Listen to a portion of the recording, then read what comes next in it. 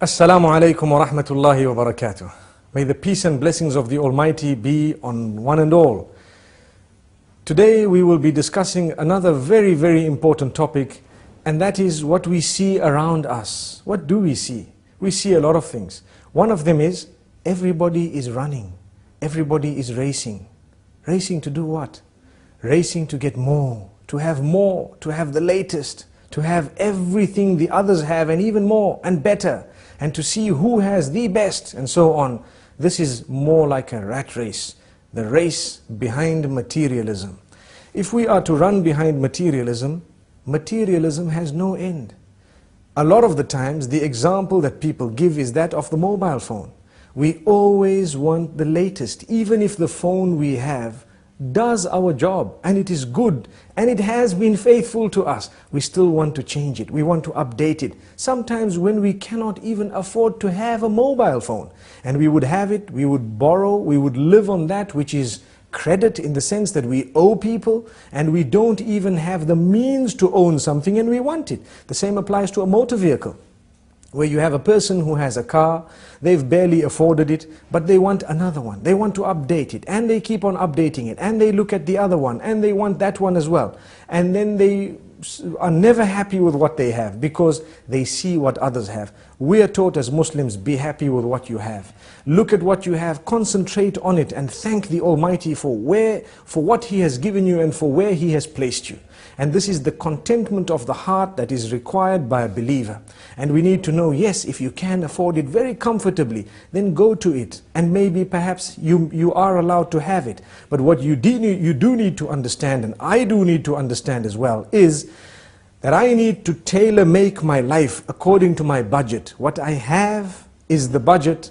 What I own is the amount that I have. I need to make sure that I buy that which I can afford. Why should I buy something I cannot afford? It is a burden on the shoulders. It is something that will bog me down. It is always a worry in the mind. Some people have, and we've seen this happening even in advanced countries, some people have lived on credit all their lives. So they have a job, the job pays them a good salary, their car is on hire purchase, the furniture is on hire purchase, the television on hire purchase, the computers on hire purchase, the phones on hire purchase, the furniture, everything on hire purchase. So much so that even their holidays are not yet paid for. And they've just swiped a card and it keeps on adding. They did not calculate that one day we might lose the job. Then how are we going to pay for it? And this has happened. It has happened in the most advanced of countries. And we need to know that it can happen anywhere. And for this reason, Islam teaches us, don't live on credit. Live your life according to your means. If you cannot afford a holiday, don't go on it. Or go on a more basic holiday. If you cannot afford a mobile phone, don't have one. If you cannot afford a vehicle, go with public transport. It might be better for you. And so on. Yes, we should aim right at the skies. No harm in that. But do not pretend like you're living on a cloud when you have not yet moved above the ground, because that will probably bring you crashing to the ground. And this is why we say the race towards materialism does not stop. It continues. The more we run, the faster it runs. So we continue running behind it and there is no stopping. Sometimes it even gets to our marriages.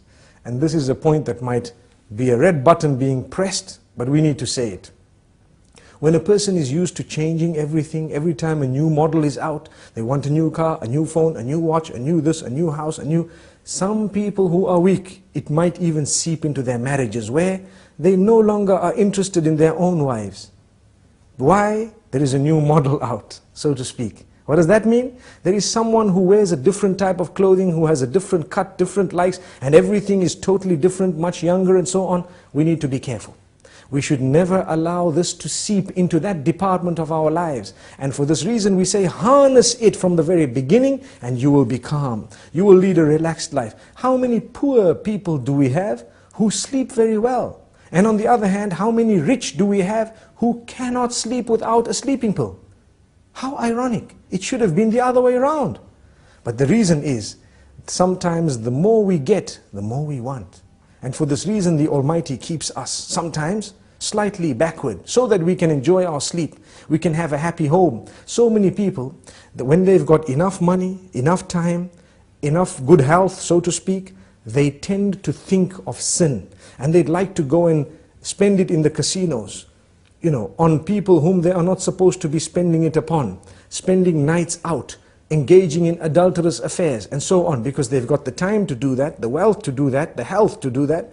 So as a gift of the Almighty, He sometimes keeps us less wealthy so that we don't even go there. He sometimes keeps us less healthy so that we don't have the health to do that. And sometimes He keeps us occupied so we don't have the time to do that. And we lead a happier home, a happier life, a happier family. Our children are always with us on our laps, having the meals with us and so on. Whereas you have sometimes those who have been given a lot, they don't have a meal with their children. Their children are distant. They have a relation with them which is very plastic, or should I say, very cosmetic. We ask the Almighty not to make us from those. Yes, there is an exception. There are those who are wealthy, and they use their wealth in the right direction, and they do not allow that wealth to develop, or should I say, to change in a negative way their character and conduct. Because sometimes what wealth does, it messes a person up. Or, to word it more correctly, as we've always said, wealth does not spoil you, but it gives you the opportunity to show who you always were inside. And I think we've explained this in the past. Like someone working for a boss, and his boss tells him something he doesn't like, he might be very upset, he wants to show it, but because he's not as wealthy, he cannot show it. So he says, yes sir, thank you sir, okay sir. But his heart is bubbling and bursting with all this, want to actually clarify and to answer back. He hasn't done it because of his standing. The minute he gets wealth, the wealth did not spoil him, but it gives him a chance to answer back and say, who do you think you are? If you have, we have as well. And for this reason we say, we need to have the best character and conduct prior to when we've had wealth, whilst we have the wealth, and even after it's gone. And when we remain humble, we won't suffer depression if we suffer a loss. The minute we live a haughty, high life, one thing goes wrong and we're depressed. Why are we depressed? Because we were running behind materialistic items. And we wanted to live a life that was compared to those higher than us, rather than those lower than us. And for this reason we say, it is best for us to look at those lower than us so that we can appreciate the gifts of the Almighty upon us. Like we always say, if you don't have shoes, look at those without feet.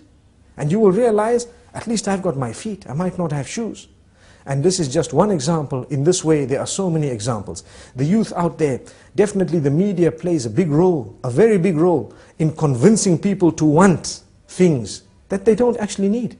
And this is why we need to distinguish between the wants and the needs. You need something, that is different. But when you want something, can you afford it? Is it necessary? Even if you can afford it, is it going to result in the destruction of your marriage, in the pushing away of your own children, or in the loss of respect, or in the changing of your habits in a negative way? If it is, leave it out. It's only something you want. You don't actually need it. You'd rather remain with that which you need and have an intact family with positive, relatives and family members and a good work environment and so on.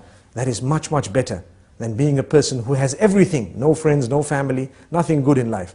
And this is why I repeat, and I'd like to end with this, there are many people who have really prayed for lots of wealth, and when that wealth came to them, it actually came to them with more negativity than anything else. They lost their family members, they lost their relatives, they lost their children, and they lost their sleep as well. Sometimes they lose their health as well. Do you know, when you can afford food and you eat a lot of junk food and you eat a very, very unhealthy solely because you can afford it?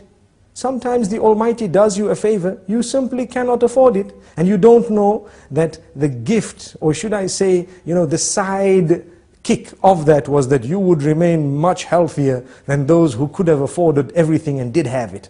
So sometimes it's a gift of the Almighty. Let's become happy with the condition we are on, and let us learn to budget very carefully before we spend. Spend very carefully, don't waste that money, and remember, the needs come before the wants. Until we meet again, Assalamu alaikum wa rahmatullahi wa barakatuh.